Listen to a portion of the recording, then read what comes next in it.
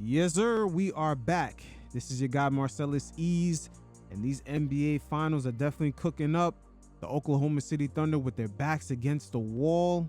Things were looking like they were going to be down 3-1, but they overcame a lot of adversity with all the turnovers. The stagnation with the offense. SGA and JDub stayed the course and were able to almost apply a reverse Uno card with the series being up 2-2 and now applying that pressure for Indy to head back on the road and try to take control of this series. And there was a lot of things going their way in this matchup. The Pacers looked like their old selves, just getting points in transition, forcing turnovers, Tyrese Haliburton getting involved real early. But again, it's a lot of the inner nuances that kept this match looking very similar to a lot of the circumstances that took place in game one, where the Pacers just stuck around long enough to actually take control of the game at the very end. And as I said, we're going to dive deep into some of these nuances. For example, SGA struggling a little bit in the first half, while JDub was able to hold it down and take advantage of any holes in that Pacer defense. Also, the dynamic that's playing out between Chet Holmgren and Miles Turner. A few things in between the lines outside of points, like offensive rebounding, actually put them over that hump to take control of the game in the fourth quarter. But hey, I'm not going to say no more. Let's just get to it. In order for me to live comfortable, I need the number one spot. That's what I want. I want the house in the back on the lake with the motherfucking jet skis and the basketball court and the never-ending pool. I want the driver picking me the fuck up. Yeah. I want the bitch that says, yo, you okay? You need your balls washed? I want all that. Alcohol, right? To start this off, the Thunder had a lot of turnovers, 16 in the first half. The Pacers were able to convert for 25 points. But anytime you see a team have a lot of self-inflicted wounds in the finals and is still able to overcome that with a lot of persistence, particularly from guys you don't expect, Alex Caruso was almost A1 in this matchup, as he had 20 points and 5 steals and was able to be almost about 80% of the bench scoring, which actually kept the Thunder hanging around in this matchup. But it's the small things, the persistency of certain guys coming off the bench and impacting the game, or just certain role players making their mark from game to game. We've seen it from Obi Toppin in game one. He kind of struggled a little bit, but then he got going, making some threes. He finished the game with 17 points off the bench. It's that type of persistence that's coming from both these teams. They have guys night in, night out that are going to impact the game, even when their starters are messing up. Because just like the Thunder in game 4, the Pacers in game 1 had a bunch of turnovers to start it off. So they spent most of the matchup trying to linger around and keep it close. And this is where the persistence comes from, especially from, their unsung heroes, guys like Chet. I got a little ankle injury right here, but he stuck with it. Even though all series long he's had issues attacking Miles Turner in the lane. So offensively, his jump shots are not falling. He's not finishing through contact, but just him staying persistent, he was able to impact the game in other ways with the offensive rebounding. Him and Isaiah Hartenstein giving the Thunder so many second chance points. That's how they were able to linger around. And for the matchup with him and Miles Turner throughout this whole series, it's been very inconsistent from both players. Turner didn't even have 1 rebound in the second half. And also his three-point shooting and his jump shots have not been falling quite as consistent, and he's been wide open on quite a few of them. So Chet right here in game 4 was able to overcome that matchup by just getting on the glass and providing second chance opportunities for the Thunder. Now, throughout the past couple of postseasons, we've seen people question, does SGA have a proper wingman with Jalen Williams? And in this postseason, we're seeing a lot of that noise is beginning to come to rest, as he deals with a lot of ball pressure, just bringing the ball up the court. And he was able to fight through a lot of that ball pressure to keep him within the framework of this game. You see, the Pacers, they know the fact that they're at home, that this is their opportunity to completely dominate this series, to get control of it and go up 3-1. They smell that blood in the water. And the way they just locked in on SGA, you see JDub, he's utilizing any open opportunities he can. He was real aggressive. In this game, it was real physical. As you can see here with the schedule pulled up, in between games 3 and 4, there was only a 1-day turnaround. And the Pacers being up 2-1, having the next game at home, they understood The blood was definitely in the water. They could smell it, and this was their opportunity to take full control of this series. The Thunder at home are definitely a problem, and it's a high probability that the next time around for them to actually have a chance to gain control is the last opportunity, which is a game 7, in order to win the whole series. You can see exactly from how the schedule is lined up.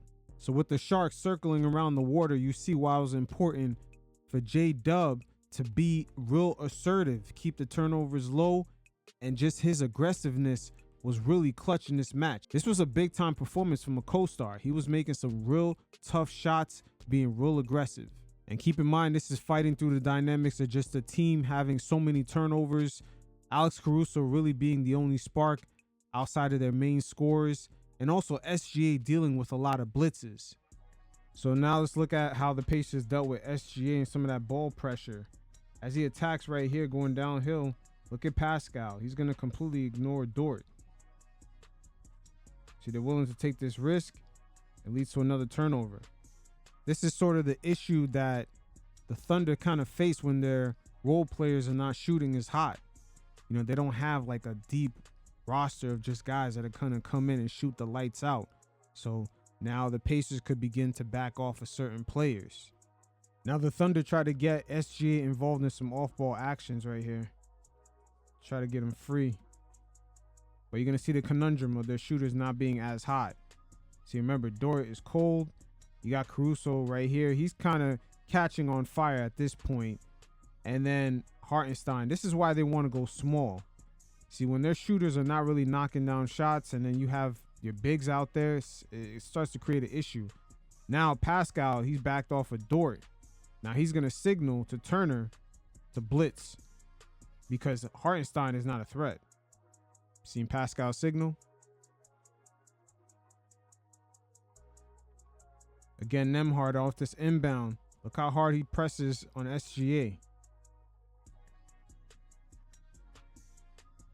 See, Miles Turner tries to meet SGA at the line right here. I'm surprised he didn't apply a little bit more pressure. See, Nembhard gets a hand on that. And the refs bail out SGA with a foul, but they're making him work hard for every little thing. Again, look how hard they're making SGA work just to bring the ball up. Just to get this pass off too. But he was still A1 with his decision making. Is that OKC just couldn't hit any open shots. But this was definitely an MVP performance, not for the 35 points that he got in this game, but for the fact that he faced all this ball pressure. He still kept his turnovers low with only 2. And he most importantly played a lot of defense, especially in the third and fourth quarters. This allowed the Thunder to stay in the game, even though they still was overcoming the adversity of just having 16 turnovers in the first half. By the end of each quarter, they were still only down single digits. That's what makes this NBA Finals very unique. Both these teams have so many different counter punches. And a lot of the jabs that they're throwing, it just goes unnoticed. But by the time you get to the 12th round of the boxing match, one guy tends to look more winded than the other. And the same thing is playing out in these fourth quarters. In game 1, OKC looked like they were being backed into a corner by the Indiana Pacers. And in game 4, the Thunder completely backed down the Pacers into a corner, in which they only finished with 17 points in that fourth. Once again, SGA's real MVP performance was dropping his 35 points, keeping his turnovers low, and most importantly, being just as good on the defensive end. And this is where a lot of the dynamics I spoke about early on in this segment played out in the beginning closing moments of that fourth quarter, heading, I would say, down from like the last 6 minutes to about the 2-minute mark. SGA's defense was A1. Chet Holmgren's defense was A1, and that offensive rebounding. He's even held up his own much better, faring one-on-one out in the perimeter against guys like Tyrese Haliburton, better than Miles Turner.